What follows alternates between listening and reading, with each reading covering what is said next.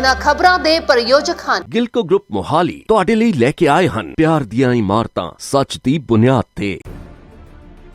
हराम इंसान अपने नाल हो रहे धक्के नूं दुनिया सामने लियाउण लई पत्रकार भाईचारे दा सहारा लैंदा है तां कि उन्हां नाल हो रहे धक्के नूं सारिआं दे सामने लिआया जा सके अते उन्हां नूं इंसाफ मिल सके। पर जेकर पत्रकार भाईचारे नूं ही धक्के दा शिकार होना पवे तां फिर इस तों ज़्यादा शर्मनाक गल नहीं हो सकदी।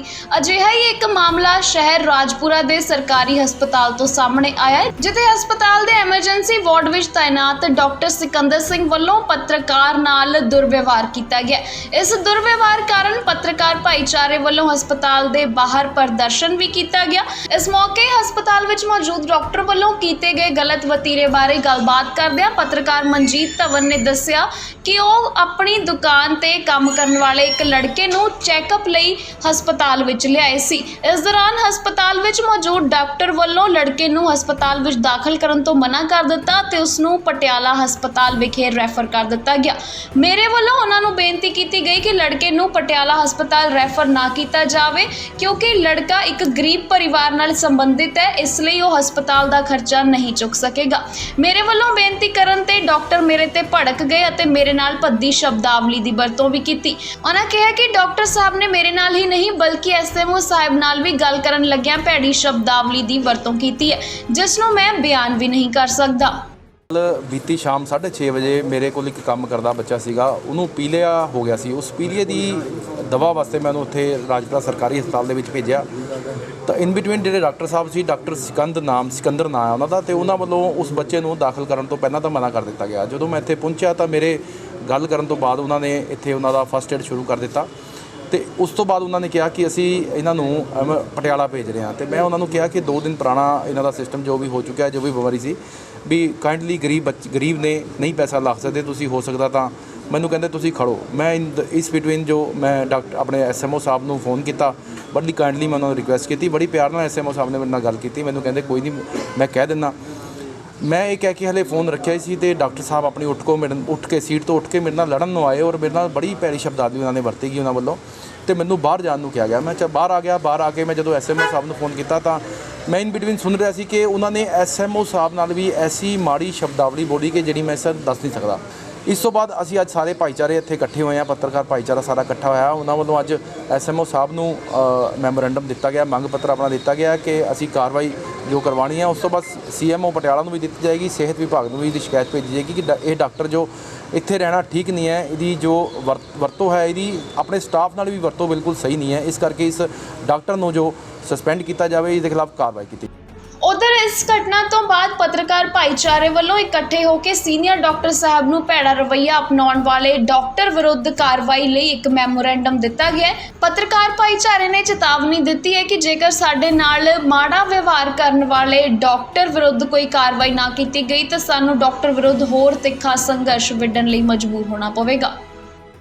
मैं तो सिर्फ इन्नी जानकारी देना चाहता हाँ कि असी जिहड़ा है धरना लाया जिहड़े पत्रकारां दे खिलाफ जिहड़ा डॉक्टर साहब ने गंदी शब्दावली बोली है, MLA साहब के खिलाफ बोली है और साढ़े SMO साहब के खिलाफ बोली है, ईवन सिविल सर्जन साहब के खिलाफ भी बोली है शब्दावली गंदी जिहड़ी आपां इस मौके तो बयान नहीं कर सकते।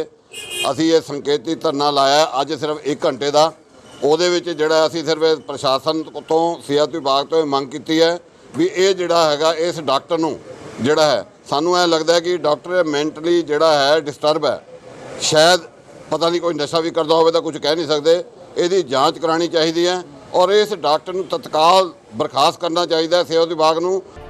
उधर इस मौके सीनियर डॉक्टर वालों पत्रकारां नाल गलबात करदे कहा गया कि हस्पताल के एमरजेंसी वार्ड विच बहुत ही मंदभागी घटना वापरी सी जिस विच हस्पताल विच मौजूद डॉक्टर वालों पत्रकार नूं कुछ माड़ा चंगा बोलिया गया सी। उन्होंने कहा कि डॉक्टर नूं इस तरह का व्यवहार नहीं करना चाहिए सी। उन्होंने पत्रकार भाईचारे वालों डॉक्टर विरुद्ध दिते गए मैमोरेंडम ते कार्रवाई करन दा भरोसा दिता है।